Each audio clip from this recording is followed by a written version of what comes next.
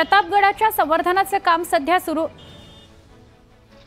वाल्मिक कराडला कोर्टात दाखल करण्यात आलेला आहे। कोर्टात आणलाय ही थेट दृश्य आपण बघतोय।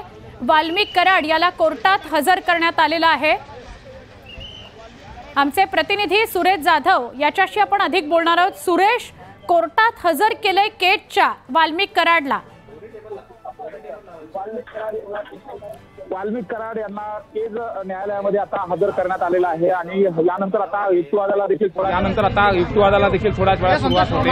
आपण जर बघितलं तर परळीमध्ये ज्या पद्धतीने वाल्मिक कराडांचे समर्थक आक्रमक झालेले आहेत, त्या पार्श्वभूमीवरती केज न्यायालयाच्या समोर देखील मोठा तगडा पोलीस बंदोबस्त ठेवण्यात आलेला आहे। विशेष म्हणजे आपण जर या ठिकाणी बघितलं तर वाल्मिक कराड यांची जी सुरक्षा आहे त्या दृष्टिकोनातून देखील आपण मोठ्या संख्येने पोलीस बंदोबस्त या ठिकाणी तैनात करण्यात आलेला होता आणि आता कराडांना न्यायालयामध्ये हजर करण्यात आले। युक्तिवाद देखील थोड्याच वेळात सुरू होणार आहे। त्यामुळे साहजिकच वाल्मिक कराड यांना 14 दिवसाची अगोदरची पोलीस कोठडी होती, यानंतर आता पोलीस कोठडीची बातमी केली जाणार का न्यायालयीन कोठडी देणार हे देखील पाहणं महत्त्वाचं ठरलं आहे। मात्र मोठा पोलीस बंदोबस्त देखील तैनात करण्यात आला आहे। वाहतूक देखील थांबवण्यात आली होती आणि कराडांना आता केज न्यायालयामध्ये हजर करण्यात आले आणि माननीय न्यायालय आता या प्रकरणावरती सुनावणी देखील करणार आहे। सरकारी वकील युक्तिवाद देखील करतील।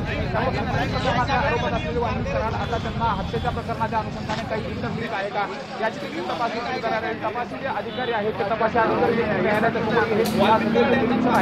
सगळे जे तपासाच्या संदर्भात अशा पद्धतीने आता न्यायालयामध्ये हजर केल्यानंतर थोड्याच वेळामध्ये। सुरेश, तुम्ही केज बीड इथून माहिती देताय। केजच्या कोर्टामध्ये वाल्मिक कराडला हजर केलेलं आहे, त्याची थेट दृश्य आपण बघतोय।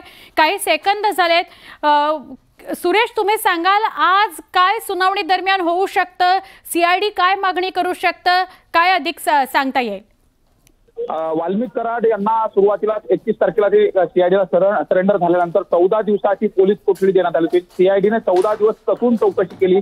या तपासाच्या दृष्टिकोनातून जर आपण एक नजर टाकली तर यामध्ये वाल्मिक कराड यांनी खंडणीच्या प्रकरणात जे मोबाईल वापरले होते ते असे 3 मोबाईल देखील जप्त करण्यात आले होते। त्यानंतर आवाजाची टेस्ट देखील, आवाजाचे जे नमुने आहेत ते देखील त्यांचे तपासले गेले आणि त्यानंतर वाल्मिक कराड आणि ज्या आवाजा कंपनीच्या अधिकाऱ्याशी बोलणं झालेलं होतं त्या अधिकाऱ्यांवरती कॉल रेकॉर्डिंग तपासली होती आणि 14 दिवस कसून चौकशी केली। या कालावधीमध्ये वाल्मिक कराड यांच्या आर्थिक जे सोर्स आहेत त्या संदर्भात देखील माहिती घेतली गेली होती आणि आज न्यायालयाच्या समोर हजर केल्यानंतर जे खंडणीच्या प्रकरणातून जे हत्येचं प्रकरण ठरलं होतं त्या संदर्भातले काही इंटरलिंक आहेत का आणि त्या दृष्टिकोनातून तपास करण्याच्या अनुषंगाने सीआयडी कोठडीची मागणी केली जाऊ शकते।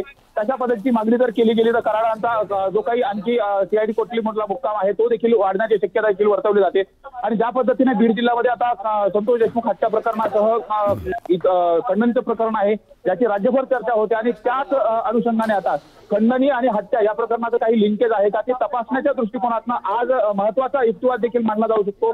सरकारी वकिलाकडून कोणते कोणते मुद्दे मांडले जात आहेत आणि तपास कामी करत असताना 14 दिवसाच्या तपासानंतर आणखी कुठला तपास बाकी आहे हे देखील माननीय न्यायालयाच्या समोर मांडलं जाईल आणि त्यानंतरच पोलीस कोठडी का न्यायालयीन कोठडी हे देखील ठरणार आहे। पण सुरेश, एका बाजूला केज कोर्टात हजर केलंय वाल्मिक कराडला, दुसरीकडे वाल्मिक कराड समर्थक त्याची आई देखील आज आक्रमक झालेले आहेत।